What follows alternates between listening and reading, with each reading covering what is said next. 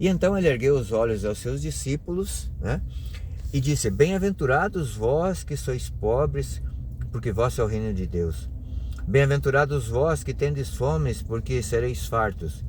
Bem-aventurados vós que agora chorais, porque vos alegrareis. Lucas 6, versículos 20 e seguinte. Essa passagem se trata do Sermão da Montanha, né? Muito conhecido por todos nós. Lucas traz de uma forma mais resumida, né?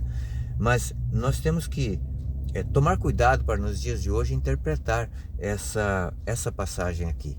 Por quê?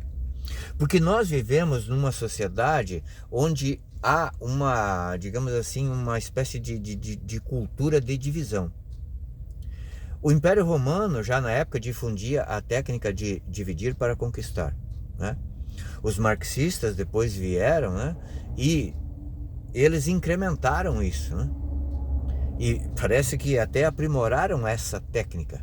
Então eles começaram primeiro a jogar os proletários contra, na época, os burgueses, né? Aí depois entraram pela seara do sexo, os homens contra as mulheres. Quem não lembra daquela novela de 1900 e antigamente, A Guerra do Sexo? Ali é uma visão clara, né, de doutrinação para dividir as classes.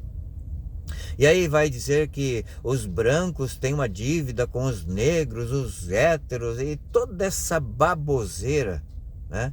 E nós temos que tomar cuidado para não interpretar essa passagem segundo, né, essa cultura de hoje. Quando Jesus está falando dos pobres, está falando sim dos pobres que não tinham condição financeira e que isso de certa forma os ajudava a ser humildes. Mas por si só, a pobreza por si só não canoniza ninguém, não é um fator decisivo para canonizar ninguém.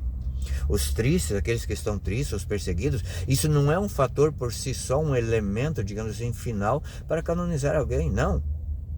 As pessoas que têm também o capital, que têm os bens financeiros, também elas podem ser salvas, porque se elas buscarem viver na pobreza diante de Deus, não é errado você ter alguns bens, né, para poder dar um pouco de dignidade para a sua família. Quando você vive diante de Deus numa pobreza, quando você ajuda também aqueles que menos têm, não é errado, né?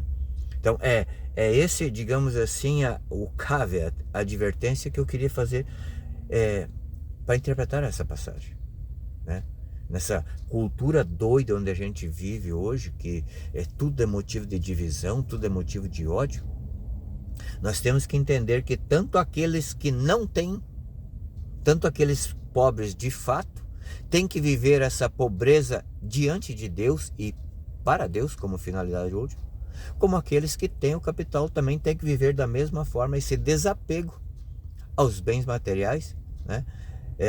Diante de Deus. Não só o desapego aos bens materiais, o que nós vemos hoje, por exemplo, né, nessa cultura que nós vivemos mesmo dentro da Igreja Católica, essa cultura pentecostal que a gente busca muito as consolações de Deus e deixa de buscar Deus das consolações. A gente busca muito os milagres de Deus e deixa de buscar o Deus dos milagres. Por isso é importante a gente fazer uma reflexão de tudo isso, né, tendo essa palavra aqui como referência. Pense nisso. Deus te abençoe e até o próximo.